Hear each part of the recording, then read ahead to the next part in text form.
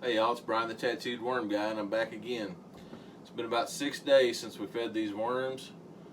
The collard greens, the radish tops, they really went through that stuff pretty quick. Like I said, it probably helps that I blended it up. I've added some paper towels from where I come down here in the mornings, and I use a paper towel just and like wipe up water with it, or dry my hands with it after I wash my hands. I throw those paper towels in there. So that's about all I've added to the worm bin since then. But they've been seeming pretty active. Today I've noticed a few mating balls and a bunch of baby worms. So the worms are staying clumped up and slithering around. And they've been pretty active. I'm almost thinking that I have a need to go ahead and add a second tray. Not because the first tray is full with compost or anything, but just for an overcrowding situation. Like I said, the worms are balling up, but they're also coming up on the sides of the tray and balling up, and they've also been coming out of the bottom into the catch pan. So I'm probably going to go ahead and add a second tray, go and put some coconut nor in it, and probably feed them in that, and help to get them to migrate from the bottom to the top tray, just kind of alleviate some of the crowding. I think that'd probably be a good thing. I mean, it's not going to hurt. Even though if you got two trays and you don't feel like your bottom tray is full enough, you can still keep adding food to one or both trays. So what we got tonight, we got some more collard greens. Looks like we got some kale and radish tops. Got some little funky looking dried up radishes that's been sitting out here for a couple days. Just a couple little, these were organic strawberries that were frozen. And I make shakes in the morning that I drink before I go to work or whatnot, and I dropped them on the floor, so I just threw them to the side here for the worms. I got a banana peel. Of course, I'm going to make sure I take this frozen Elsa sticker off of it. I don't think they like cartoons or stickers, but we also have the coffee. Been a few days worth, I guess. It's almost full on this little bowl, so they'll like that. One thing I wanted to point out is that these worm factories come with a little tray. And I'll reach down here and get it. As you can see, I don't know how much that would hold, but it says it actually does have a mark on it that says 1 gallon. So right now it's probably about a quarter of the way full with leachate or runoff from the tray. So you want to make sure that you keep that tray underneath the spigot on this thing, because it does leak. Like, I haven't physically opened the spigot on anything since I've had this. It just kind of leaks around the seal. So I've got a little pint jar of leachate, and I hesitate to call it worm tea because you can kind of see it's kind of got a greenish color to it. So that's when we put the collard greens in there last week. The water ran through the system, came out the bottom, and you can tell it had some of the green, but it's still good to keep. You can add this and add it to a sprayer, dilute it about 10 to 1 with water, spray it on your garden or your flowers. It does pretty good for a fertilizer. So we'll hold on to that till the spring when we need it. But so what I'll go ahead and do is I'll set this factory up here on the counter where we can get a good look at it. And like I said, I'll probably go ahead and add a second tray just to kind of alleviate the crowding. But we'll take a look at the worms first and see what they're doing, and to see if we can help them out a little bit. All right, so as you can see, I've added paper towels and some scrap paper over the last few days. Like I said, it's been about six days since we put the collard green mixture in there. And I know from checking on it almost daily that it's gone pretty much. We've got a lot of little worms. If you can see this little joker, I don't want to try to pick them up with my finger because I don't want to kill it, but look at how tiny that little joker is, man. See him?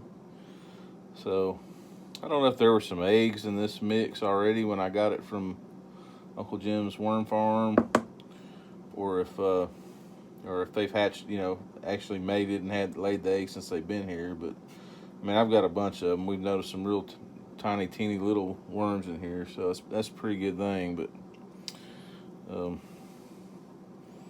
kind of pull this back. So as you can see, man, there's a little ball there. And I'm no biologist, and I could be totally wrong, but I pretty much think that when they're balled up like that, eating together, they're mating. Look at this right here. You see that? Right here in the corner. Look at that. There's a bunch of worms balled up right there, man. Brown chicken, brown. Yeah. Yeah, so I've got some coming trying to get at the bottom of the pan. They're just kind of migrating around. I think they might be a little overcrowded. There's another little cluster of them. Look at that. Can you see that? I've got this thing on a tripod, so I'll try to get you in the best I can, but yeah, these are some happy worms. But I want to try to eliminate the overcrowding a little bit and give them some more room to spread out. The more room that they know that they've got, more likely they are to keep reproducing. You know, they're not going to keep producing if they're pretty much know that they're limited on food and they're limited on space. They're going to kind of slack up on that. So I don't want them to do that. I want to keep getting some new worms. But oh yeah, okay. And they're all over this place. There's a lot of worms in here. I definitely think I've got a lot more than what I had when I started. Look at that.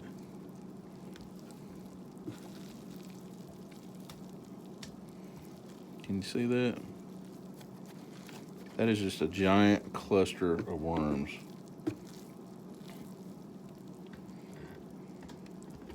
Awesome.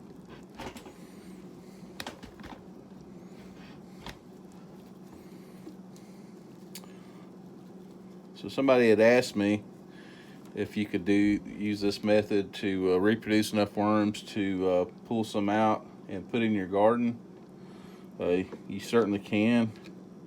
I've never tried the red wigglers in the garden myself, but from what I've read, if you put them in the garden, you're going to have to supplement feed them. You can't just throw them out there without any rotting vegetable matter or anything like that and expect them to live.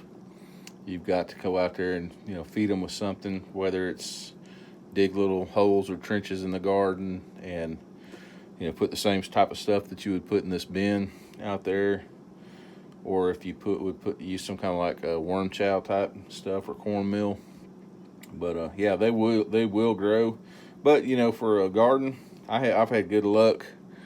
We lived in Mississippi and had a garden, and when we tilled and dug that garden up, we couldn't find a single worm. We bought some night crawlers from Uncle Jim's Worm Farm, just a couple bags, and I added those to the garden and would go out there with cornmeal and worm chow and vegetable matter and till it into the garden. And after 2 years, you could go out there and dig anywhere in that garden and dig you up a pile full of worms. So I just happen to prefer night crawlers in a garden, but I think these would work too as long as you feed them. So let me go ahead and I'm going to add a second tray, and we're going to feed these jokers, and then we'll get it set up for checking on it next week. All right, I'm back. So like I said, what we're going to do, we're going to add a second tray to this. And all you do is you add your empty tray. Just set it up in here, just like so. You don't have to press it down in there too hard, but mine's probably a little warped from sitting in a storage building in moving boxes for so long. I know my lid was. I've been trying to get it straightened out. There we go. We've got contact with the soil down there. See, look, I've actually already got worms trying to come up. So I've mixed up some coconut Knorr, and it was just a small corner of the block, and you can see how much it ended up making. Stuff, man, it really expands when you add water to it. So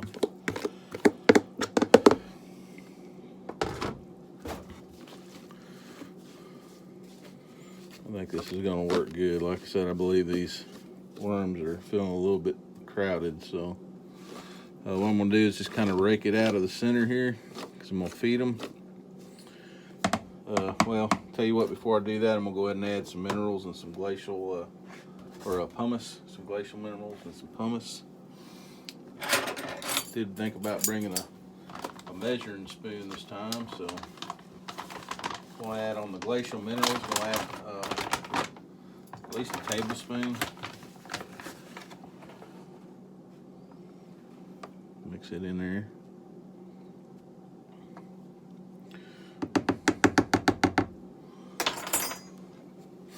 Mix it around.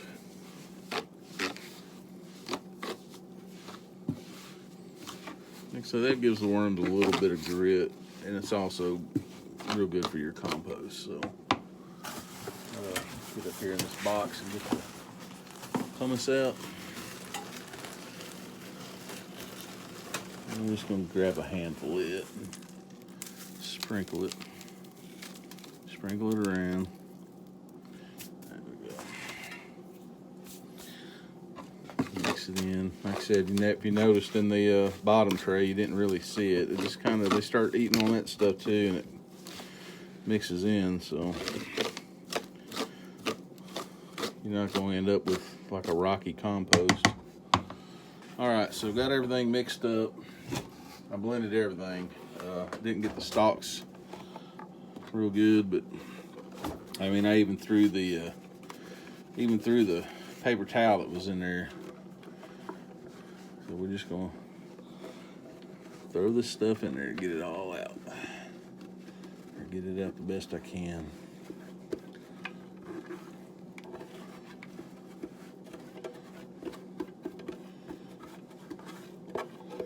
And we should probably see migration to this top tray by in the morning, especially, you know, that I already saw a couple trying to stick their heads up through the tray. So let me go ahead and sprinkle this coffee in as well.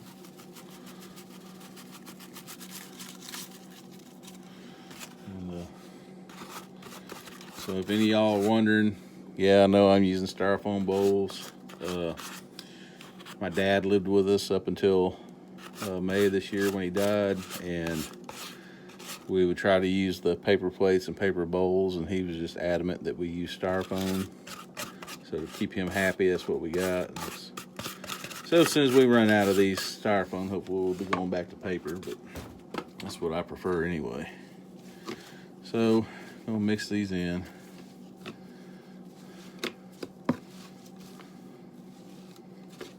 I'm just gonna mix it up because I think I'm gonna go ahead and cover it with some paper as well. So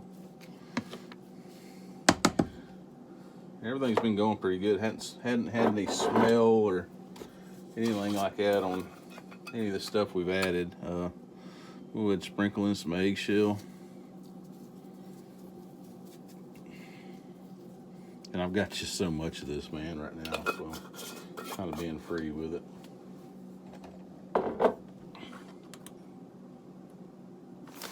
And ran back over into the other part of the basement and picked up some of this paper that I've got that's come from some of the Amazon packages.